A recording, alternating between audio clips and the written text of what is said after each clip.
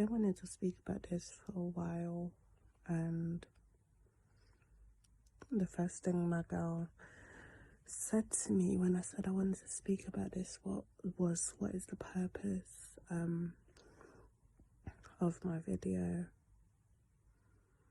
and what message do I want people to take from this video. To be honest, my sole purpose of doing this video is simply to be heard.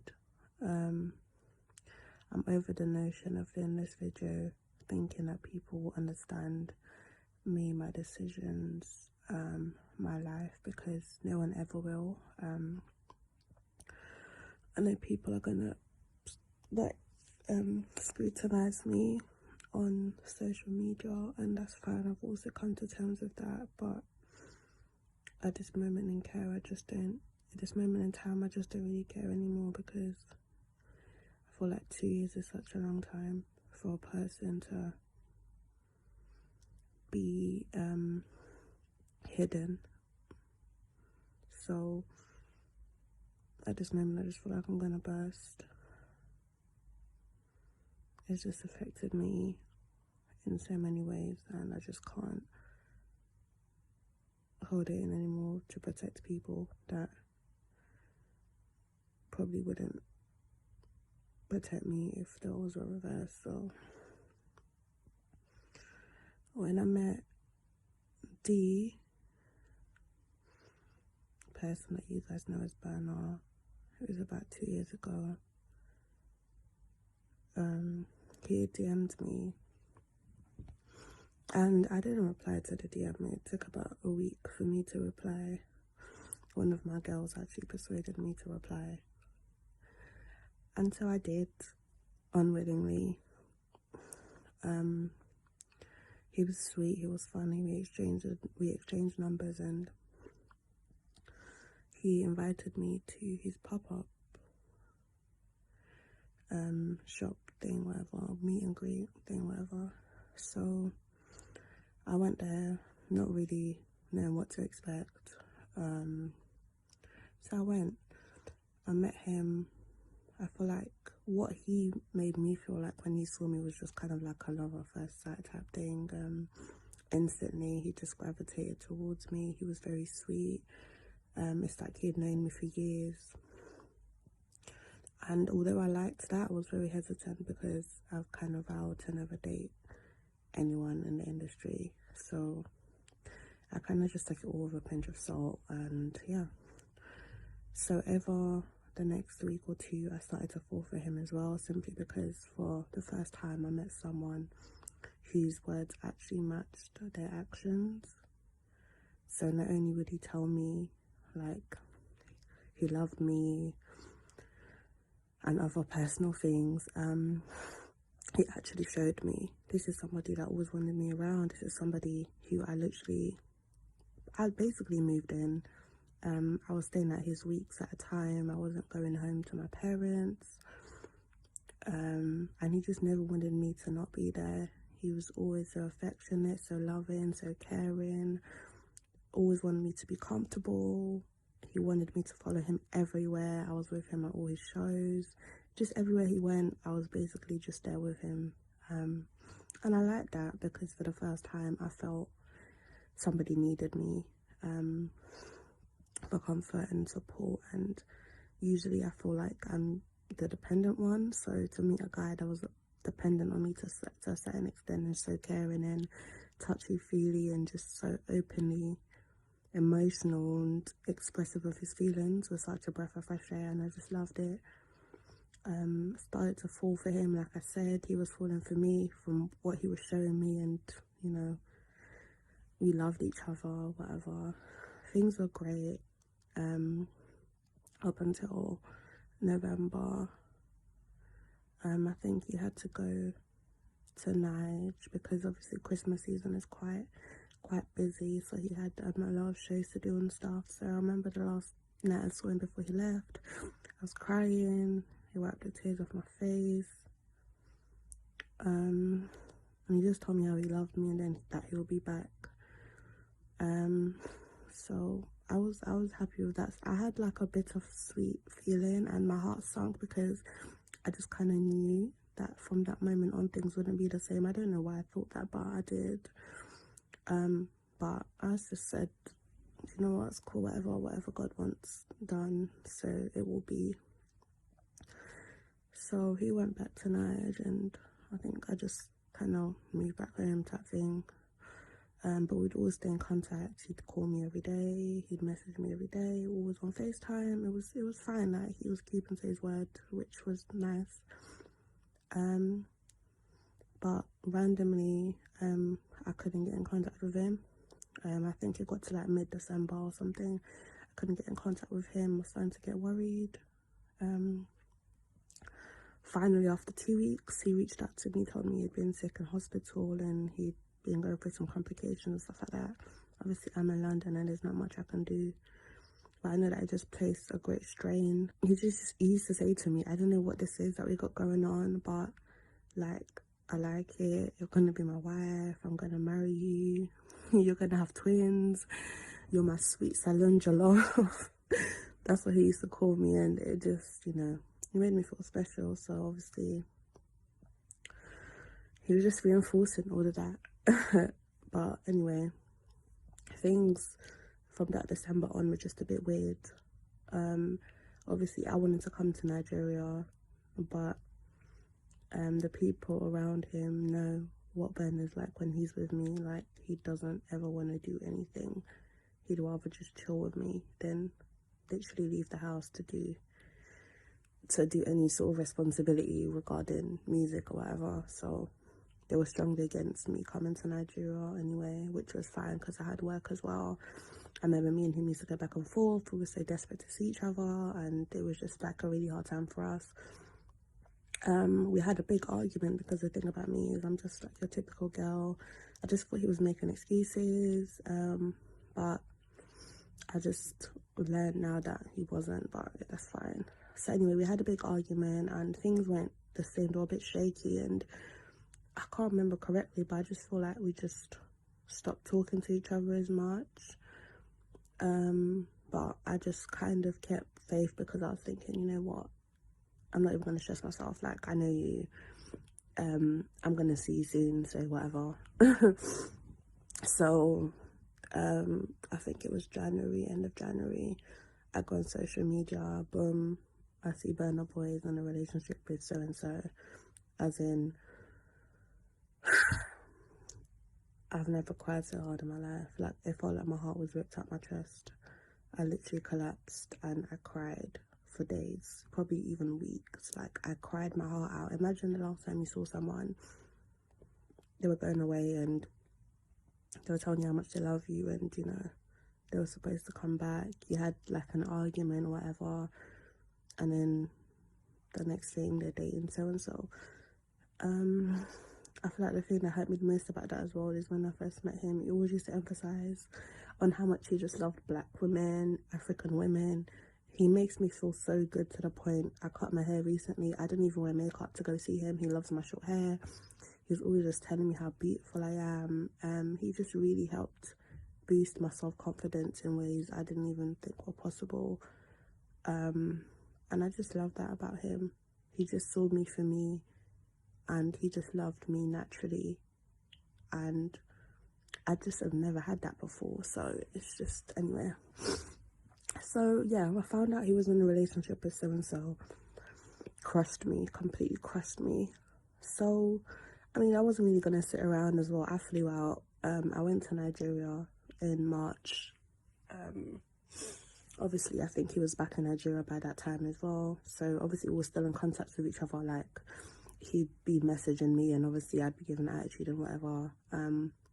Out of spite, I was just like, yeah, I'm in Nigeria, Nigeria's beautiful. And I was like, well, like, D, I waited for you for 3 months. Like, you come back with a girl, like, are you taking a piss? Like, he was like to me, I heard that you had moved on, hence I even got in this relationship in the first place. I was thinking, who the hell went and lied to you like that? But you know what? I just thought, like, cool, I just can't be bothered in it. Like, I'm in Nige, like, you're in Nige, but I ain't even gonna try to see you. Like, I'm not even trying to fuck with you like that, but just know that you're not the only person that's interested in me. Obviously he was gobsmacked, whatever.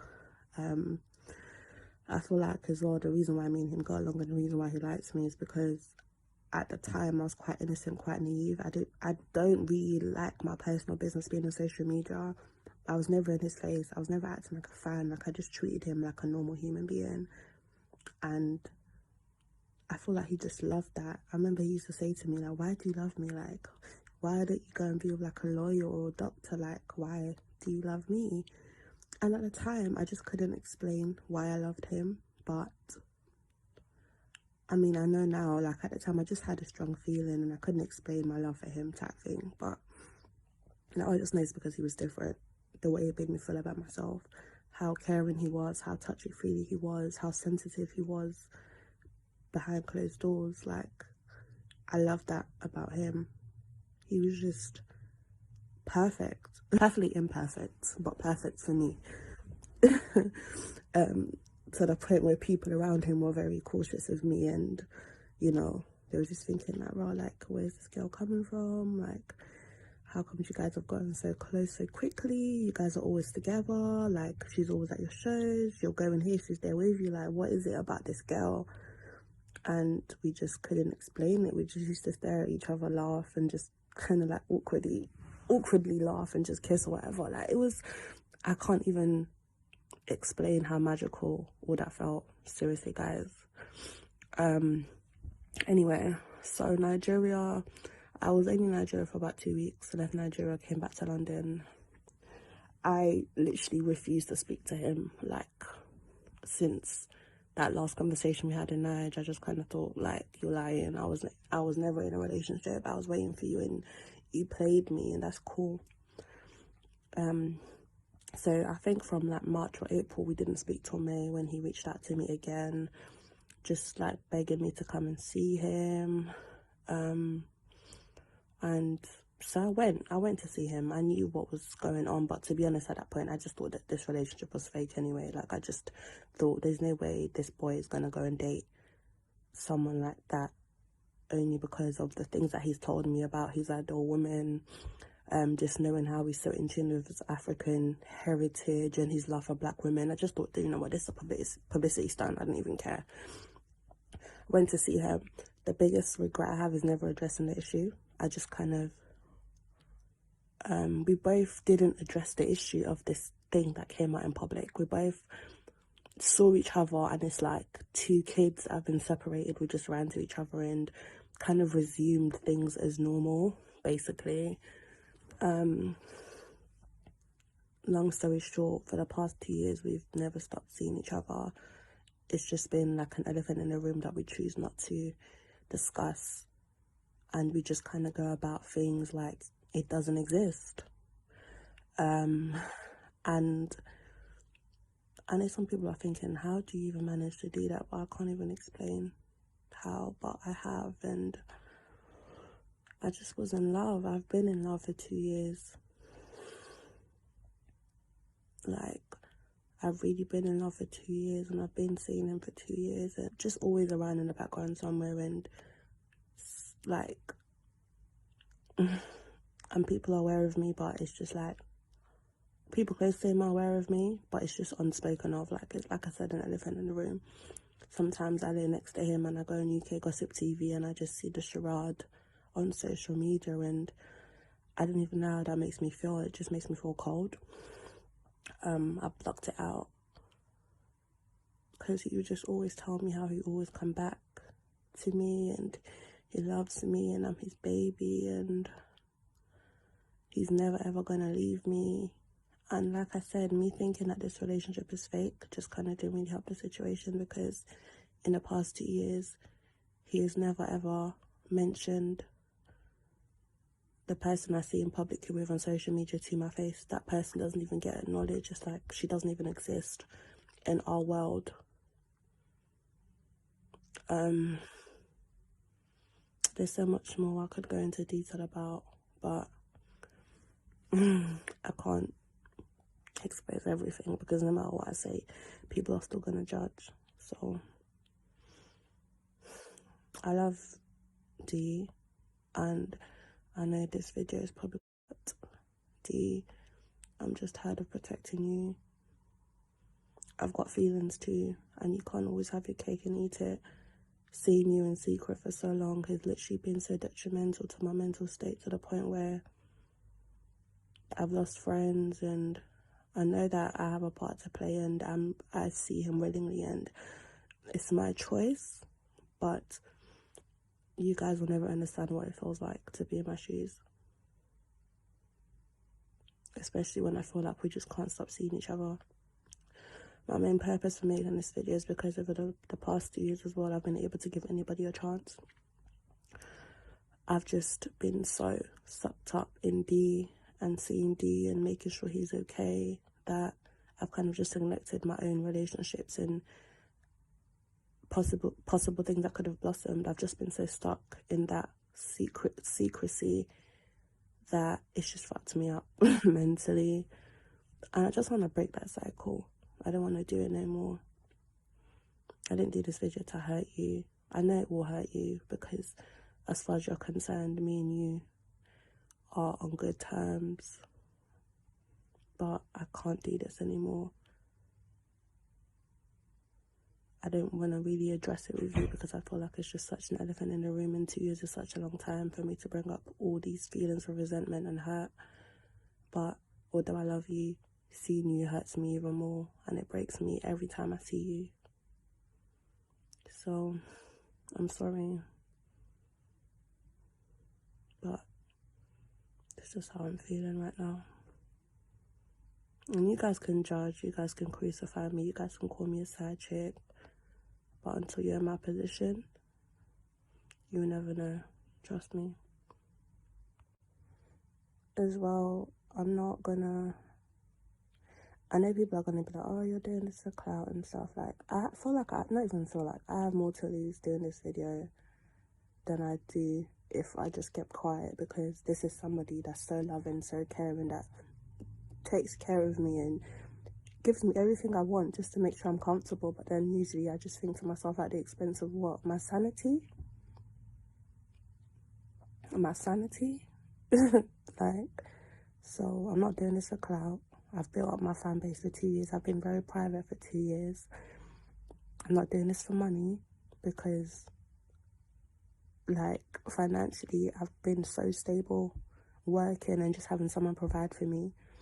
So I'm simply doing this because I'm about to burst, and mentally I just feel like I'm in a bad place. I have been. People close to me know this, so yeah, I don't want any gain from this, but I know that the person I'm talking about and the status of the person is obviously going to affect all these different things that I'm saying I'm not doing this video because of. So I just don't care. I'm never going to address this again. I just wanted to get out there. Just know that no relationship is perfect. Nobody's perfect. Please don't judge people's lives by what you see on social media, because behind closed doors, people are just living double lives, you know? I've been living a double life. He's been living a double life, and nobody knew. 2 years. Yeah. I just wanted to also add that my girls have literally scrutinized me enough, and as I touched on at the start, they asked again the purpose of me doing this video, and if he wasn't who he is, whether I do it or not. And my answer to that is, I'm constantly reminded every single day. Every time I go on social media, I'm reminded. So it's just the biggest mindfuck. And I just can't continue to see all of that and know the part I'm playing and the way it's affecting me. So I feel like as well, whatever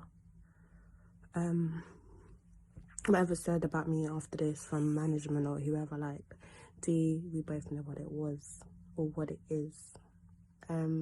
We both know the things we spoke about. We both know the way we made each other feel. We both know how it was when we first met. We both know how it's been these past 2 years.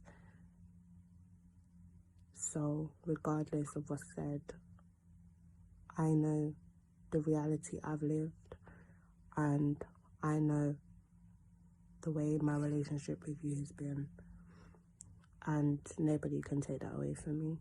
No scrutiny, no lie, no statement can ever alter the reality is on what the reality was that we had. So I'm good.